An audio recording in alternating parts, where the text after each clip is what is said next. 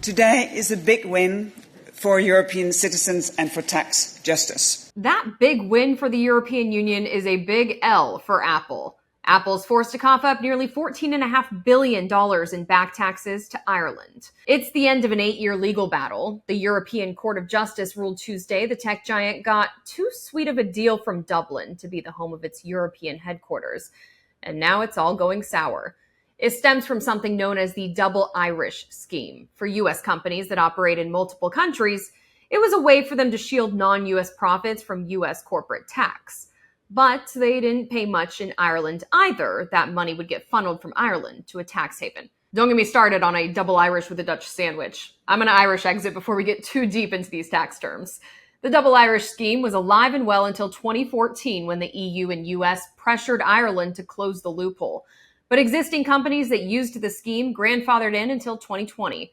In 2016, the European Commission first ruled Ireland illegally provided state aid to Apple by not collecting 13 billion euros in taxes between 2004 and 2014. European Competition Commissioner Margrethe Vestager also claimed Apple paid just 0.005% in taxes in 2014. Apple CEO Tim Cook hit back, saying it was total political crap, and claimed they paid $400 million in taxes in 2014, making them the highest taxpayer in Ireland.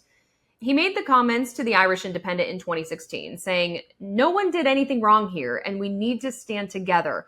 Ireland is being picked on, and this is unacceptable." 8 years later, Vestager on Tuesday said her victory against Apple made her cry. It's the final ruling by the courts and cannot be appealed, despite Apple claiming the European Commission is trying to retroactively change the rules. Today marks a step forward, and it's encouraging. It's encouraging for us to do more.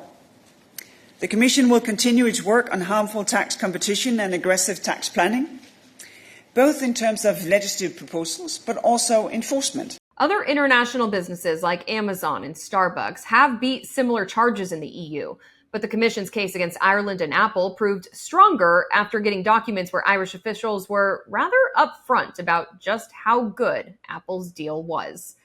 The Competition Commission also notched a similar victory Tuesday as the Luxembourg-based court upheld a $2.7 billion antitrust fine against Google. It was one of the first significant antitrust cases brought by a competition agency against a major digital company. And I think this case marked a pivotal shift in how digital companies were regulated and also perceived.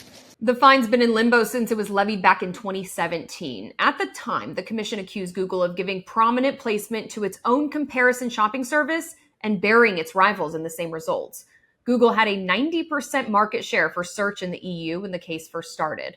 In the ruling, the judges made clear they weren't punishing success, a defense often used in antitrust cases. In essence, the Google shopping case was a catalyst for change, inspiring more vigilance and proactive approach to regulating big tech, and of course, ensuring also a fair digital marketplace. Google is a frequent target of the Competition Committee and has been fined more than 8 billion euros in the last 10 years.